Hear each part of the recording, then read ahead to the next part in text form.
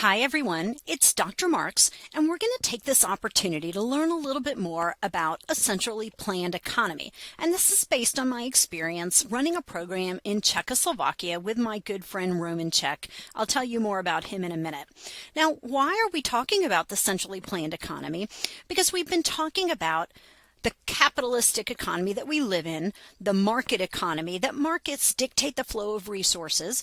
And so I want to give you a sense of what the world looks like if you live in the polar opposite, in a centrally planned economy where markets don't exist and where resources are not necessarily flowing to where they're most highly valued.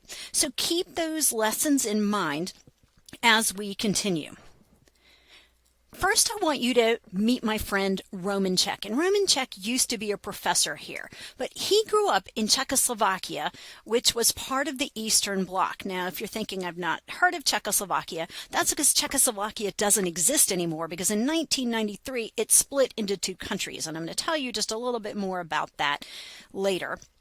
But because my friend lived behind the Iron Curtain, he lived under central planning. Now remember, we've mentioned central planning before. It is a type of economic system, right? Just like capitalism, central planning answers those key questions. What goods and services are produced, how they're produced, and for whom they're produced. So keep those lessons also in mind that we've talked about the role of an economic system. And this lesson is going to help you learn a little bit more about that and understand that. But you're going to very quickly start to understand that central planning really is the polar opposite of capitalism. So as we continue, be thinking about kind of a compare and contrast. But here you see my friend Roman. He was so popular. I miss him so much. He's now in Florida. He's a very popular professor there. Now, before we move on, we need to just cover a little bit of brief history, simply because I want to make sure everyone is on the same page. I do appreciate that this is probably stuff you're already aware of, but just in case. You probably already know that after World War II, Europe is divided into East and West. And you probably also know that Western Europe was democratic and capitalistic. So when we think about Western Europe, we're thinking about, France, Austria, and think of those countries that are on the west side of Europe. But then we've got Eastern Europe. And Eastern Europe is communist and centrally planned. So we have this both political and economic divide, East and West. So Western Europe clearly aligned with other democratic and capitalistic nations like the United States, but Eastern Europe, behind the Iron Curtain, later, aligned with communist Russia. We also need to make an important distinction. And that distinction is that when we talk about communism, that is a political system. And I'm not a political scientist, so we're not going to talk a lot about that. I do appreciate that there are nuances with respect to understanding different kinds of political systems. What I want to focus on is the associated economic system of central planning. And we see communism and central planning often go hand in hand. Not always, as I'm going to show you in a second. So communism is a political system, but what we're really interested in is the economic system that went with it. Also, please remember, in case I use the term, because I will, is that another way of referring to central planning is a command economy. So central planning and a command economy, those are the same thing. But please make sure you understand, communism is a political system, and central planning and a command economy, those are economic systems, because they don't always go hand in hand. Let me give you an example. China. China is a communist country. I actually took a group of Longwood students to China one year to teach for a month. We had a great time. So China's a communist country, but that again is a political system. It turns out that China does not have a command economy. So if you're thinking in your mind, oh, China's communist, that means they have central planning. Nope, that's not true. So China's communist political system, but it does not have a command economy. If you go to China, what you're going to find is that they have a thriving private sector. While it clearly is going to look different from the United States in terms of your ability to walk down the street and see all kinds of different shopping opportunities, that's going to feel like the United States, just of course with different options.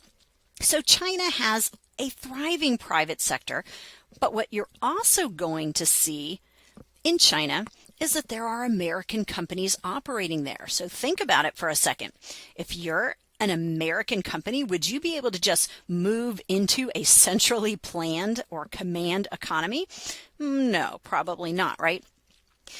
So China's an interesting combination. It's communist, but it also is reasonably capitalistic. Now, I'm not trying to say that their government doesn't have a heavy hand on capitalism. They probably do. They probably do have a heavy hand on markets. But the fact that American companies operate there tells us that there's a good degree of capitalism. And I actually looked up to find out how many Walmart stores are there. In 2023, there were actually 365 Walmart stores there. So Walmart has been operating there and has operated there for a long time. But what's really staggering is their love of Kentucky Fried Chicken. Folks, they love themselves some Kentucky Fried Chicken.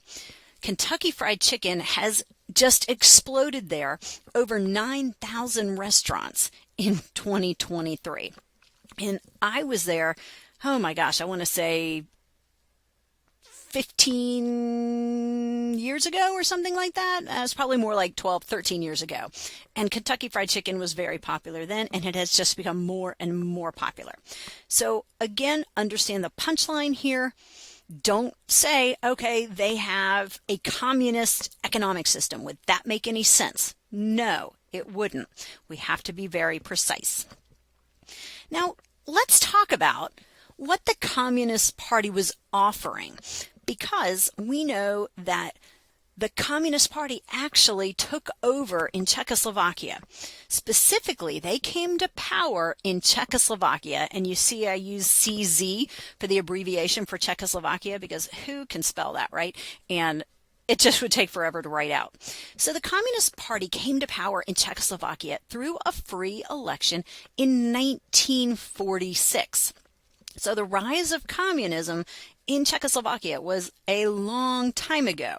Now, I'm not going to give you all the history here. If you read about this, you will see some references to kind of a somewhat rigged election, but only somewhat rigged. It is very important that we understand one of the reasons that the Communist Party came to power was related to the mentality of the people. Key to understanding how communism rose in Czechoslovakia was just understanding where the people were in their mind. So where were the Czech people in their minds? Well, first, they had come out of the Great Depression in the 1930s. And folks, I know you've learned about the Great Depression and how bad it was in the United States. It was worse in Europe. So they had a horrible depression in the 1930s. Now, of course, that was more than a decade earlier, but still, lingering effects. There was still great inequality, and there were still people suffering. And so the reality is, if you are suffering, if you're not satisfied with your situation, you're looking for better. And that's exactly what is happening. People are looking for better, and the Communist Party swoops in and offers them this better thing. Turned out not to fulfill its promises, but they took advantage of the fact that people were looking for some better circumstance after coming off the Great Depression and seeing all this inequality in their country. So what exactly was it that the Communist Party was offering? Well, they offered a worker's paradise. A worker's paradise? What are we talking about? A worker's paradise. Well, what they meant by that is that the working class would be elevated. Now, think about that, folks. Is the working class, and by working class we're talking about blue collar, is the working class in the United States elevated? Would they consider themselves to be the focal point of our economy, the most important part? Or do they feel elevated? I doubt it. But here they're saying, look, you've always been on the bottom. Now we're going to change that. We're going to elevate your status. We're going to put you on the top. That sounds really good, right? In addition to that, they said everyone would have a secure job. Now remember, they've just come off a decade and a half ago off the Great Depression.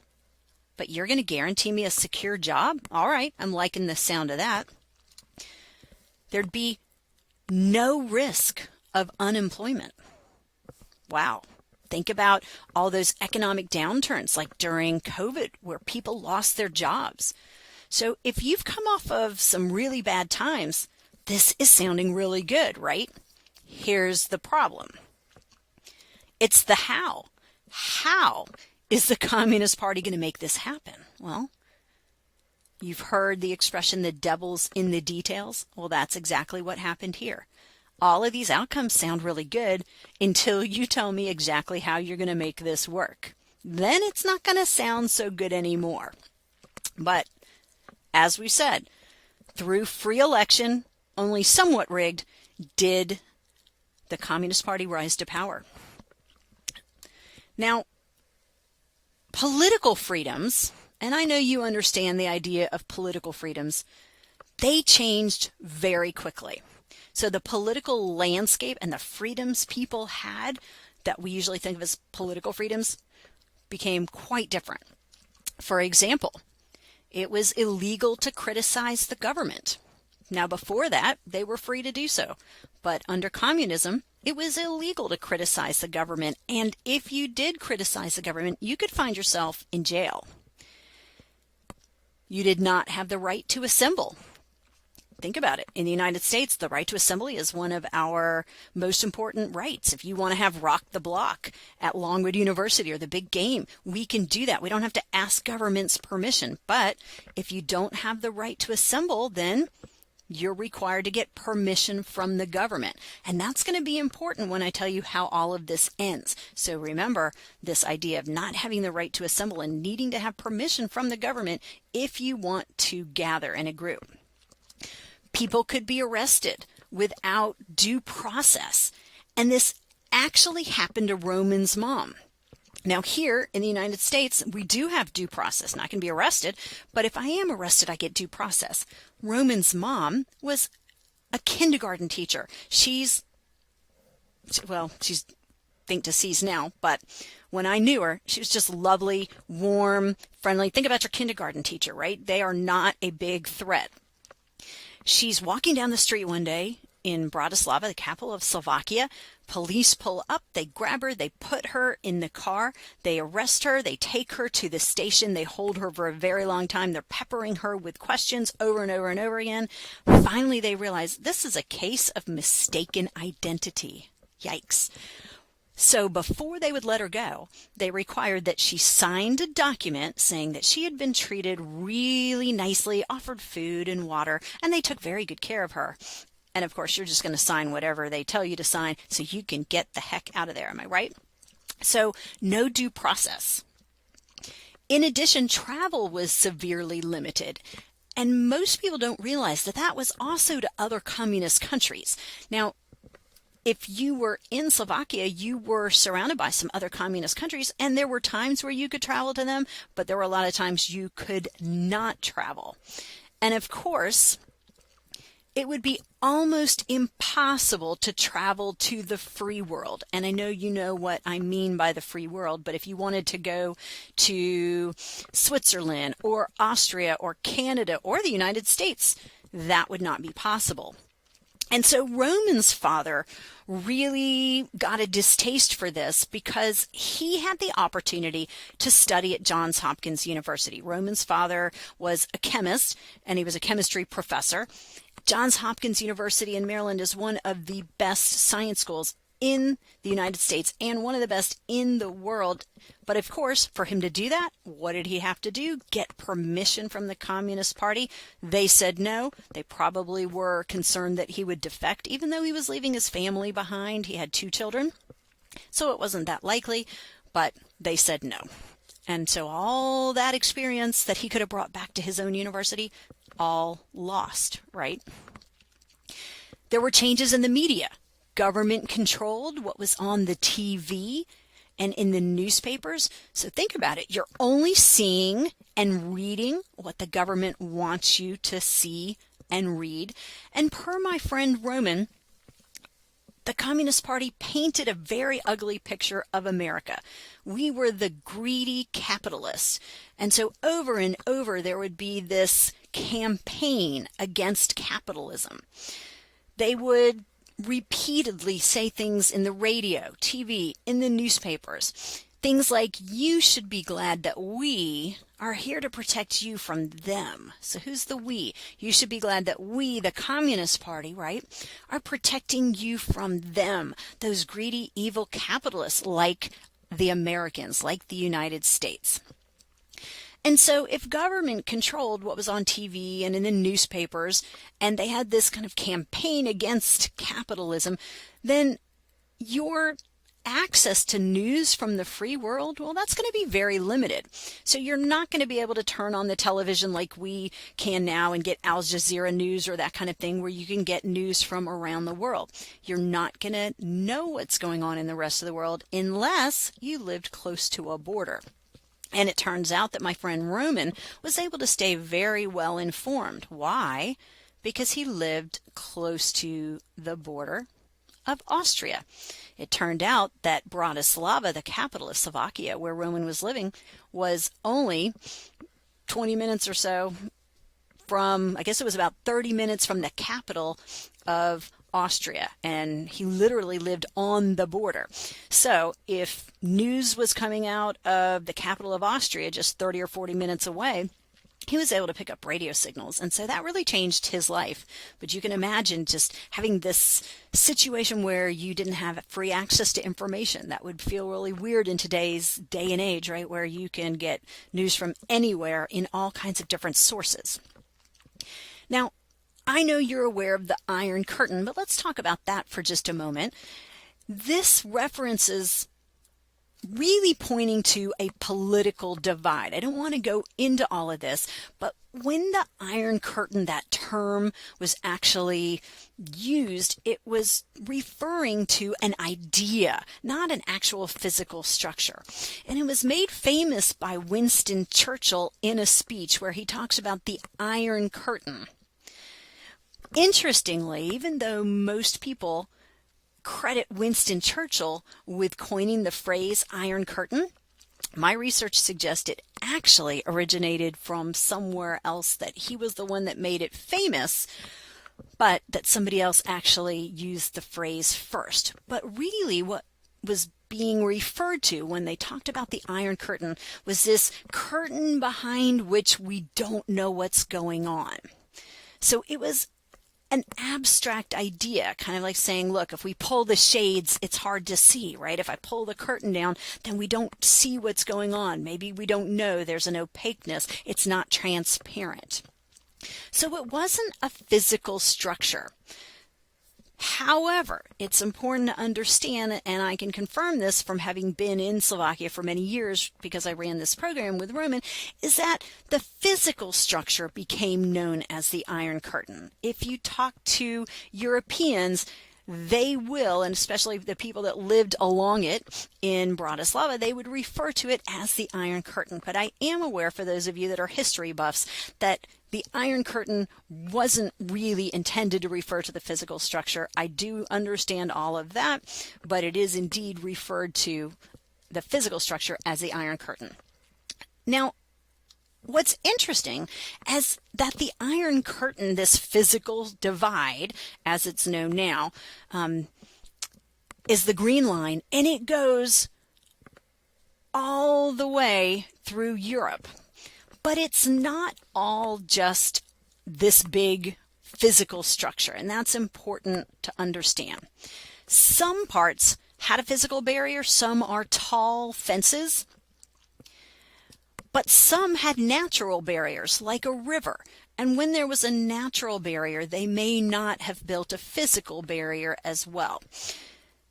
There were also some areas that were very remote and they were very isolated. So there weren't necessarily physical structures built there. So physical structures in some areas, natural barriers rather, like rivers in some areas. Some are just too remote and didn't necessarily need any kind of physical structure. And in some areas, there was just a military presence. But nevertheless, all in all, if we go from one end to the other, we're talking about 4,250 miles long. And some of this does indeed involve a physical structure, right? So even if part of this involves a physical structure, I want you to just think about just the massive amount of resources. One other thing I want to point out is take a look back at the map. See how it cuts Germany in half? Now, you probably know this from your history, but when I grew up, there were two Germanys. You had Germany and East Germany. Well, now we only have Germany because it's reunified, but that was an interesting situation. So 4,250 miles long, some just manned by a military presence, but that's a resource, and some with a physical barrier. That takes a lot of resources. So just imagine the resources having to deal with this physical structure, this divide that was manned or created. Hopefully you get the sense that quality of life for people really changed drastically. And I know you're aware that some people tried to escape. In Roman's area, it was a little hilly, and so initially people were trying to hand glide over the fences. And if you could hand glide over the fences, you could make it to the free world. You'd be in Austria because that was right across the border from him. In other places, you might be smuggled in cars. Some people tried to get through physical barriers. Some might have gone through the remote areas. But in some of these countries, resulted in a lot of deaths. So what I'm trying to help you understand is that the political landscape really changed.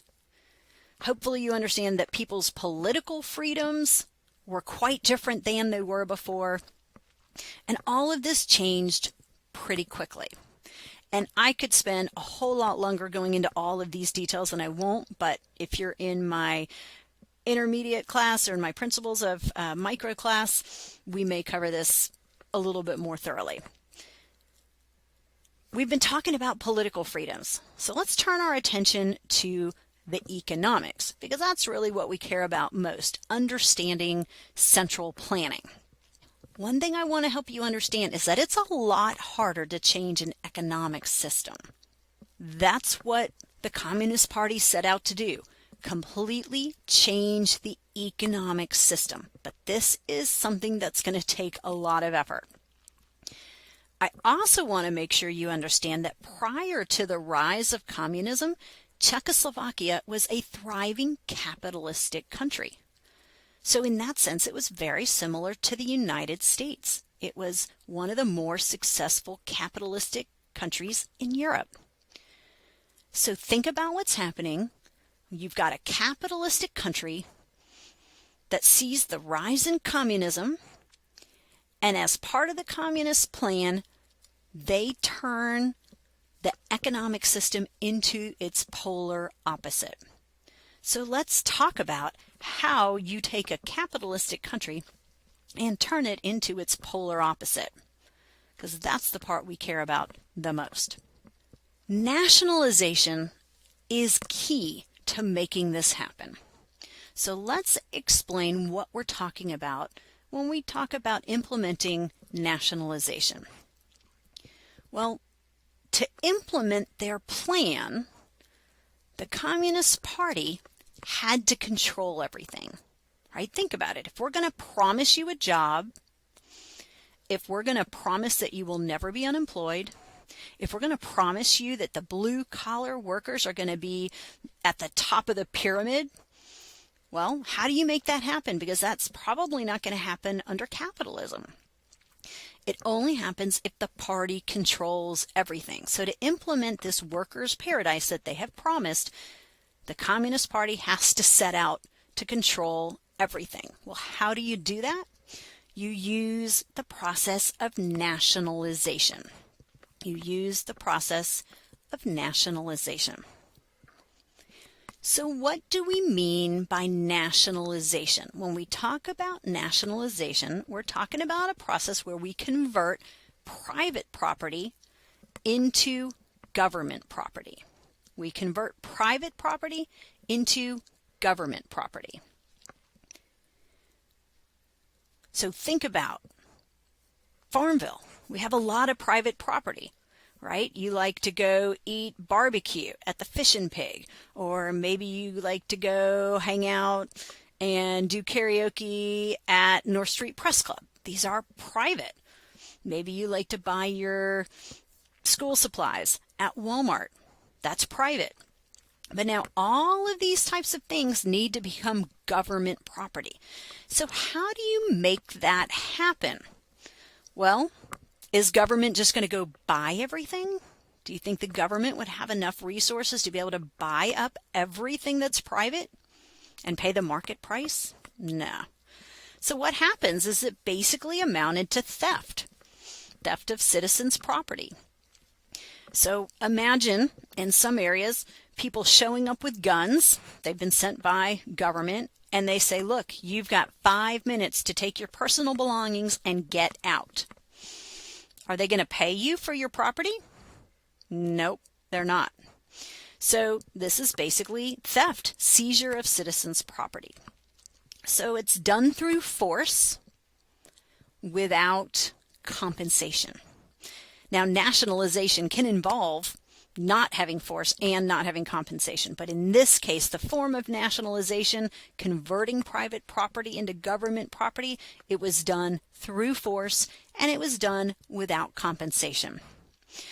So if you're smart, you grab your stuff and you get out because you've got people pointing guns at you. And it was especially violent in Russia. If you read the accounts, they would just shoot people on the spot. You're not moving fast enough, boom.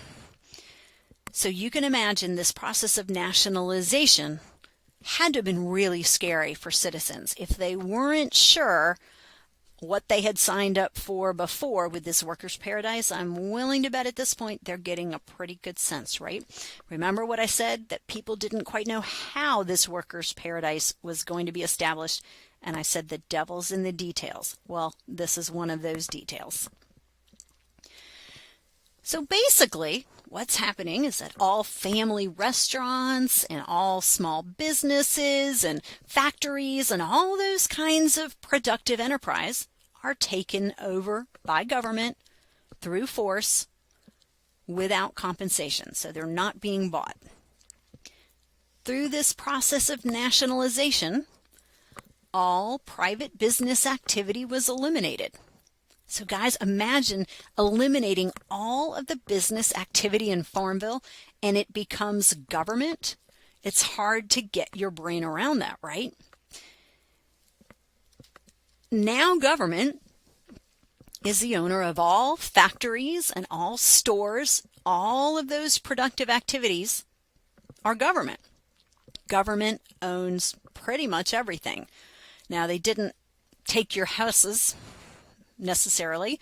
There are some stories I have along that line that we don't have time for, but generally you got to keep your house. But all those other things that were productive resources are being taken by government. If government now owns everything, then everyone works for the government, right? So at this point, once government has seized everything, everyone became a government employee. Everyone worked for the government. And I'm going to remind you one last time that Czechoslovakia had been a thriving market economy. So guys, imagine our thriving market economy and what I'm describing about what took place to create central planning in Czechoslovakia. It is hard to fathom something like that happening here, right? And I'm sure that if you had told these people in 1945, before they voted communist in 1946, if you had told them that this was going to happen, they would have thought you were crazy, I'm sure. So what do we end up with? Capitalism has been completely dismantled. We now have a centrally planned economy. That's what the workers' paradise was. That's what the promise was. For government to create this completely planned economy, they have to get rid of markets, right? We're now in the polar opposite of capitalism.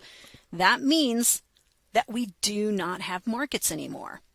But let's think about what that means, because we've been talking about markets as being efficient. We've been talking about markets helping resources flow to where they're most highly valued. But now markets no longer dictate the flow of resources. So who does dictate the flow of resources? Who decides? What's the answer? Well, government. Government's going to decide where resources flow. It's no longer markets. In addition, markets don't set the prices anymore. If there are no markets, then there are no market prices. So who sets the prices? Well, instead, government sets the price. And they also set wages, right? Because that's a price. That's just the price of labor.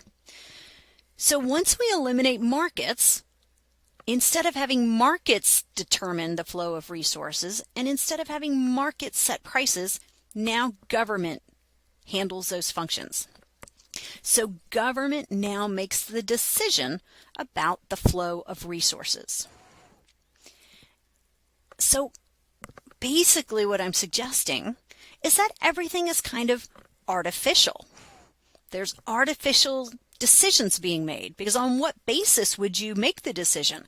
Well, think about it. Under capitalism, why do we have a bunch of different kinds of bread in Walmart? Because people have decided that they want different options, and Walmart can make money by having different options.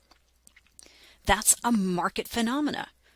But how would it work now once there are no markets or private enterprises and no market signals in any way? Everything's artificial. All economic activity is governed by what we're going to refer to as the central plan. This is why they call it central planning, because there's literally a plan in place. So what is this central plan? Well, the central plan sets the priorities and the goals for a 5-year period. So think about it as some big document. Somebody sat down and wrote some big document, and they decided what the priorities were, and they decided what the goals would be, and they're going to do this not just for next year and the year after, but 5 years out, which is interesting because they don't necessarily know what needs are going to be 5 years from now, but the plan is going to still make these determinations. So what we basically have is kind of like a construction blueprint for a house. It's just a blueprint for the economy. It basically lays out everything that's going to happen and then provide quantity measures. So very simple. This blueprint for the economy is quantitative measures. It's easy to say, okay, in year 2, this is what we're going to do. We're going to have a bunch of different quantities. For example, we're going to build a dam. We're going to assemble 100 cars. We're going to build 200 houses. That's what this blueprint is doing. It's giving quantity measures about what the economy is going to produce. Again, this is artificial because the government is sitting down and making this determination instead of it happening organically, right? If we need more houses in Farmville, then somebody is going to start building more houses in Farmville because they can make money building more houses in Farmville. And this is all going to happen without government needing to make it happen. So quantity measures, 100 cars, 200 houses, and then the different firms, the different producers are going to be given production quotas. So, okay, we're going to build 100 cars, but your firm is going to be responsible for 50 cars. And your firm is going to be responsible for 72 houses. So you're going to be given production quotas. And you had to meet these quotas. It would be really important that you do exactly as you're told. The plan that we're talking about, this blueprint, is the law. And because it's law, it's actually illegal to violate the plan. And if you violated the plan, it could result in job loss for you as the manager, because if you're the manager, you've been entrusted to meet the plan. You could go to jail. Your butt is on the line if this plan is violated. But also understand that it distorts your incentives. Think about it from being the manager. Would you ever exceed the plan? Would you ever say, oh my gosh, I have a way that we can eke out 1 more car this year or 5 more cars? Would you ever do that? Well, no. One, the plan is the law. So you probably don't want to violate the plan. But also, a second reason you wouldn't want to exceed the plan is that what's going to happen next year? Next year, you might get a higher quota. And maybe you can't meet that quota. So you don't want to set yourself up for failure.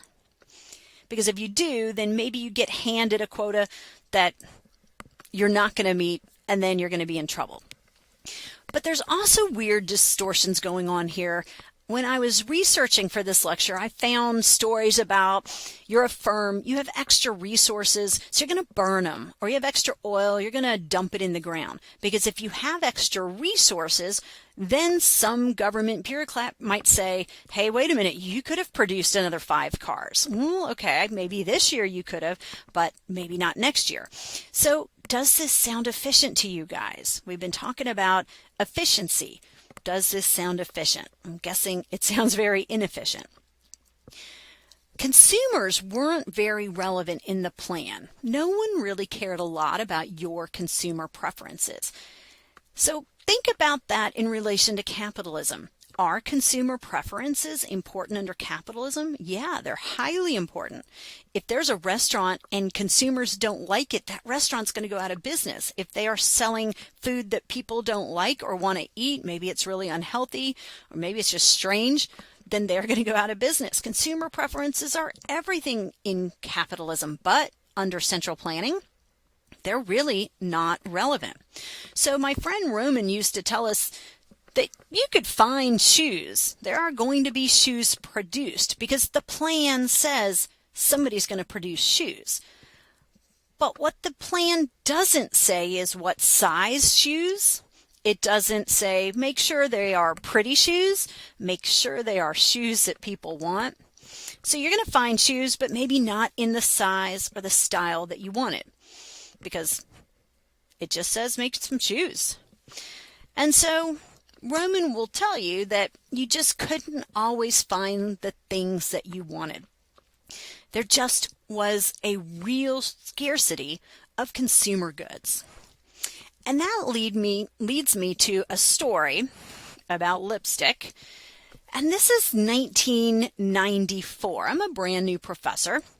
I came the year before, and we hosted a delegation from Russia.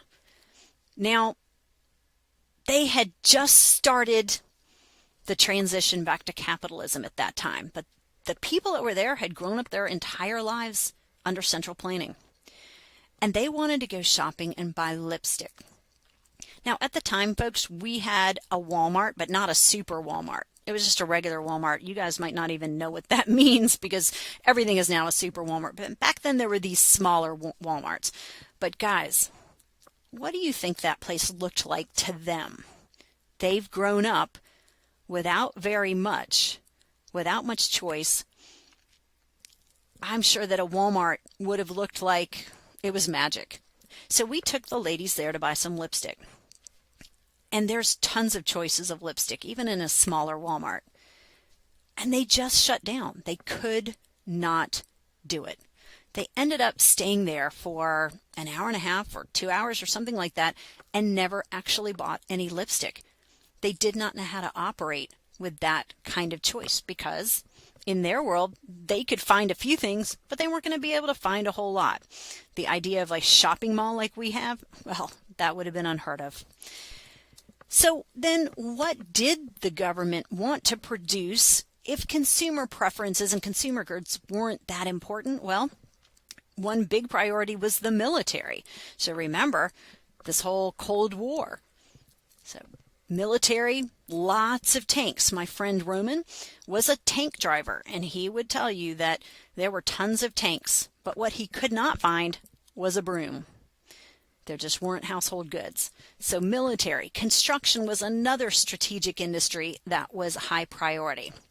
So, given that government determines where resources are flowing, they're going to flow into the military and construction industries, but they're not going to flow into consumer goods, leading us to a shortage of consumer goods.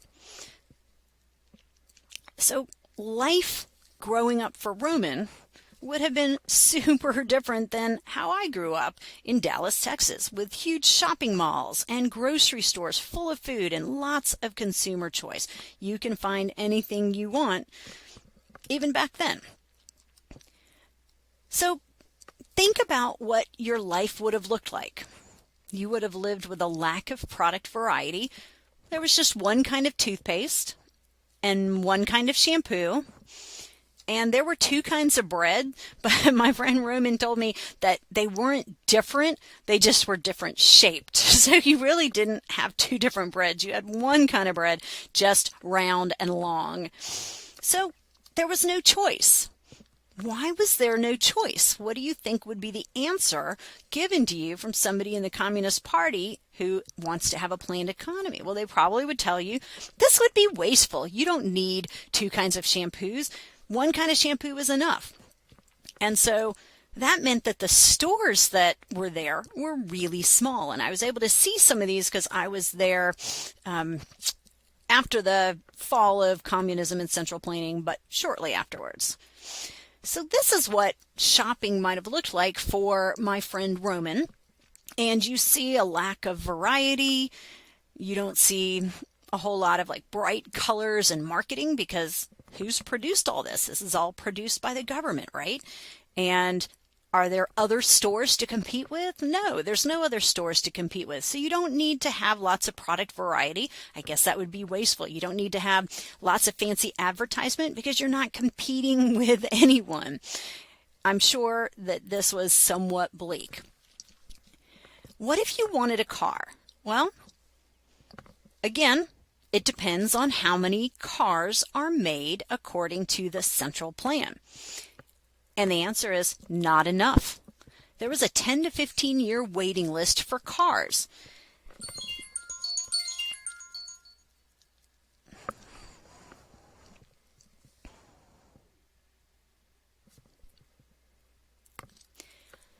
And it would take almost 2 years of your income to buy one. So you're going to wait forever and you're going to have to save 2 years of your income. And guys, when I say 2 years of your income, that's if you spent no money. So you're not spending any money on rent or food or utilities or clothing. You're just taking 2 full years of income, which there's no way you're going to save that. It's going to take you a long, long time to save.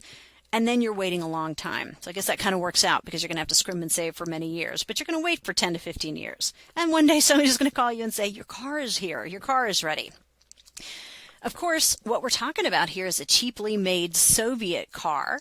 And I've actually seen some of these when I was in East Berlin. And the one that I saw had been wrecked and it had compressed wood, a lot of compressed wood. So I don't think they're very heavy either. I'm going to show you a picture in just a second. Definitely not a family car. So guys, think about what 2 years of your income, even in the first year of your job right out of college, if you didn't have to pay for anything, if you lived with your parents and didn't have to spend a dime on anything, you would be driving a pretty sweet car. But what they would be driving would be the Trabant 2-stroke engine. and you're not going to be able to afford to have more than one or two of these in your lifetime, the average life of these cars, 28 years. You had to keep it forever. Now we need to ask the question, did the communists suffer the same shortage, right? I mean, people can't find their basic needs. You can't find a broom or a mop if you want one. There's a shortage of consumer goods.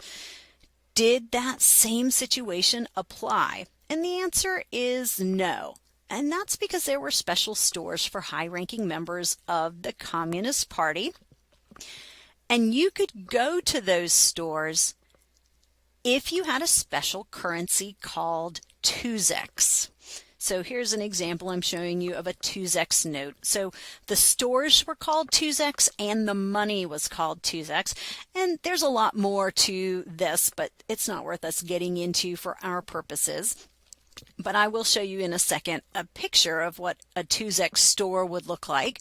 So if you were able to get Tuzeks, you could go to the Tuzek stores. And the Tuzek stores had things that were not available in other places. And it looks like there's a lot of alcohol, maybe some chocolate.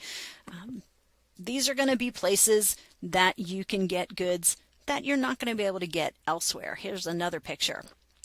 And actually, because my friend Roman's uncle escaped through Hungary one year when things were a little bit more open, his uncle escaped, opened up some businesses, made a lot of money, did a lot of illegal things, sent money home. I'm not quite sure how he made that happen, but he sent money home, and Roman's family was able to walk right into this Tuzek store and buy a car. Everyone else, 10 to 15 year wait, but Tuzeks had them available. Pretty amazing. Now, if you were in this planned economy, there was compulsory work. So what do I mean by that? All able-bodied individuals had to work. So if you're able-bodied as opposed to being disabled or a pregnant woman or something like that, you had to work. It's illegal not to have a job. Now, how would they know that you had a job or not have a job? Well, they found a system. You had to have a job and you had an employment card. Your employment card is stamped by your employer. And maybe it was weekly. And so at night, where do you go? Well, there's not much to do, so you might go to the bar and have beer with your friends because that was actually something cheap. And the police would come around and they would check your cards, and you better have a valid employment stamp. If you don't have a valid employment stamp, you could find yourself in some trouble. Remember now, the focus was on the blue-collar worker. Remember that they're creating a worker's paradise. So the blue-collar worker is going to be elevated. And what that meant was that there was actually a financial penalty to be in a profession. So if you were a doctor, or like my friend Roman, a professor, you would actually make less. Which is hard to imagine, right? Because that's not at all how it works under capitalism. If you were a blue-collar worker, you would make more than those people that were in professions. Wages are set by the government, right? Remember, they control all prices. There are no longer markets. And in addition to that, there's no concept of merit pay. Doesn't matter. All brand new professors, doesn't matter what you teach, doesn't matter how good you are, you're starting at the same salary, you're going to make the same thing. In addition to that, wages are very low. They are what we would describe as subsistence wages. So what do we mean when we say that you're paid subsistence wages? Well, subsistence wages would mean that it's just enough for you to live on. It's just enough for you to live on. You can pay your rent, you can get some clothing, you can put food on the table. But what you're not going to be able to do is save a lot of money. It's going to be very hard to save. So when I was telling you about Roman's family being able to buy a car, the money that they didn't have, so they got some money from Roman's uncle from all his illegal activities, but they needed some other money. So multiple people kind of pooled money together. because it'd be hard to save a lot of money. So families are going to scrimp and save, and maybe 2 or 3 brothers would get together to buy a car together, right, with the parents as well. So low wages, subsistence wages. Another thing that you might get from government is housing. So they are going to be in control of all the housing. We're talking about like kind of rental housing. But it was also in short supply.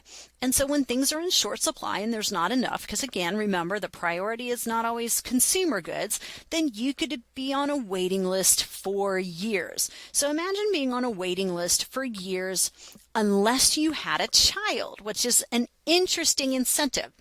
You get married, you want out of your family's house. What are you going to do? You're going to start having children, because as soon as you have a child, you move up to the top of the list. So families started having children right away. There was no choice in where to live. You did not have that kind of freedom to make that kind of decision. When your name came up to the top of the list, you're just going to be assigned a place to live. Doesn't matter if it's not near your job, doesn't matter if you don't like the neighborhood, this is where you're going to live. Here's an example of what those communist style houses looked like. So these are like little apartments. They're very small, they're very basic. And I'm going to show you a picture in just a second. They're very tall buildings. And we used to ask Roman if the elevators ever worked. And he said, oh, they broke all the time. And so you might be climbing to the very top. So here's a picture I found in an archive, and you see all these communist buildings. In fact, this doesn't even do it justice. I mean, they're as far as the eye can see. When I was in Bratislava, they were just dotting the entire landscape. But here's what's interesting. Right across from this area is Old Town Bratislava, which is absolutely beautiful. But you got to be able to get the workers down to their jobs. So look what the communist government did. What is running right through the middle of the historic part of Bratislava, the most beautiful part? These big roads, these highways. And they drive right up to those tall houses where people lived.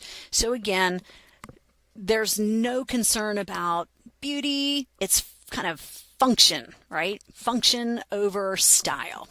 And here's another picture where you see these have changed a little bit, but because there's so many of these huge structures, they never tore them down when communists fell. They have to keep them up. They've renovated them a bit. They've kind of made them look better, but still, it's kind of putting lipstick on a pig. All right, let's talk about jobs. Remember I said that my friend Roman was an economics professor, and that meant he had 8 years of college. So each month he would make 2,300 crowns, 27,600 for the year. That's not so important. Let's just focus on the pay per month. Now his cousin was a metal worker, blue collar job, right? This is the worker's paradise. Look at his cousin's salary. His cousin, a metal worker, is making twice what he makes as an economics professor. And then finally, their friend, who was a miner, no college again for him or his cousin, he made the most. Now, you could argue there was some danger in those jobs, but what I'm trying to show you here is that you had a financial penalty if you were in a profession, as opposed to being a blue-collar worker. This is the worker's paradise. But these wages, even for the miner, these wages are pretty low. Here's some prices. If you wanted to buy a pair of blue jeans, the price for blue jeans was 600 crowns. So let's think about Roman's salary. How many pairs of blue jeans could he buy in a month if he bought nothing else? I mean, nothing else. Didn't pay his rent, didn't pay electricity, nothing. His salary would be enough to buy 4 pairs of blue jeans. Now, guys, when you get your first job, you will be able to take your paycheck. If you did not have to pay for anything, you live with your parents in their basement, they feed you, they house you, everything. You could go out and buy a humongous pile of blue jeans, right?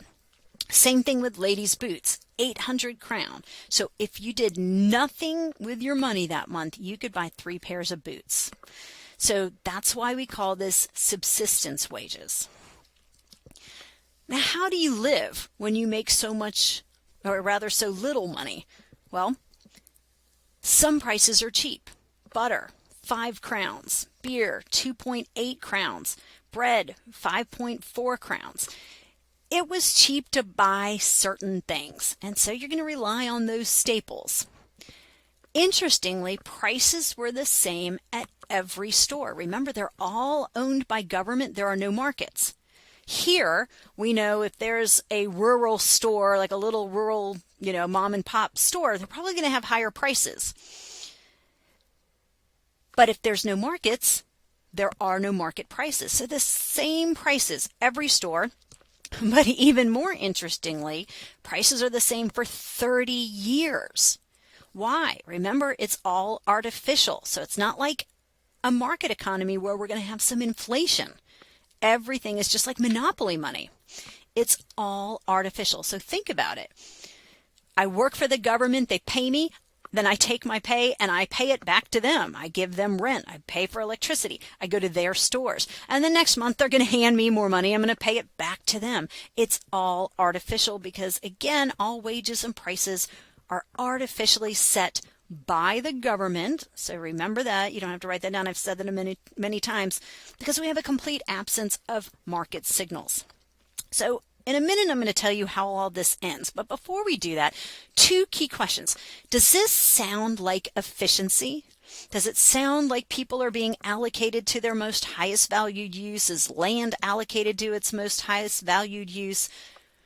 Probably not. This seems pretty inefficient.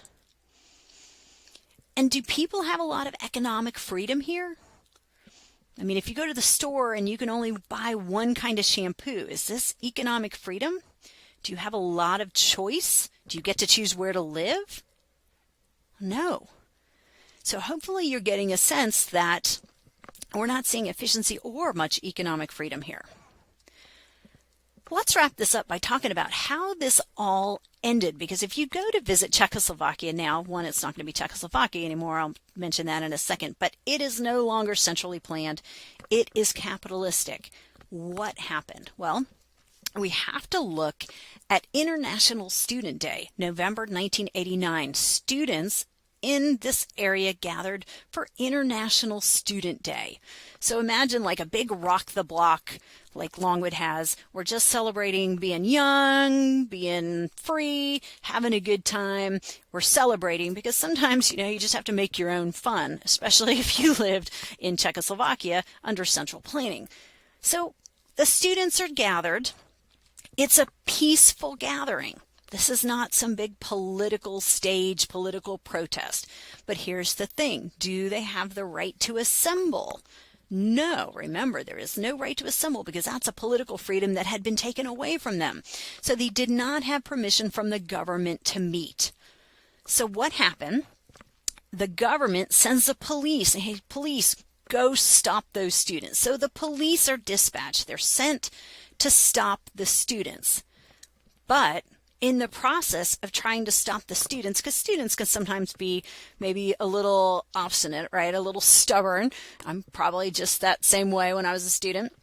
Some beatings occurred. And interestingly, guys, this was caught on tape. I actually was able to see the tape of this because it's in a museum in the Czech Republic. So imagine the police out there and they're beating the students. I mean, imagine if Farmville police went down to rock the block and said, you're not allowed to be here, break it up. And people are like, no, we can do what we want. And they take out their clubs. They didn't have guns and knives, but they take out their clubs and start beating the students. Interestingly, this event somehow got covered in the news.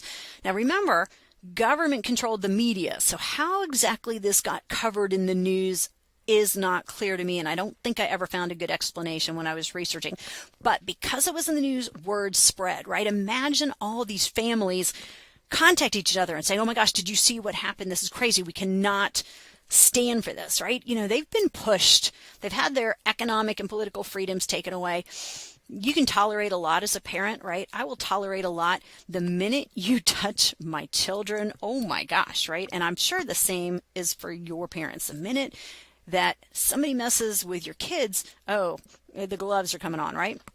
So parents took to the streets in a non-violent protest. Guns are illegal. Knives are illegal. So they took to the streets en masse, but it's not violent. So they're not saying, look, let's go overthrow the government. Let's get our guns out. If there aren't any guns, they're illegal. What they're doing is just jingling their keys. And hundreds of people turns into thousands of people, turns into millions of people, and they're just there jingling their keys. It's peaceful, but they do this day after day after day. They're handing out flowers. My friend Roman was there with his dad. He describes it as very organized. People were respectful. It was not chaos, but every night they went out and did this.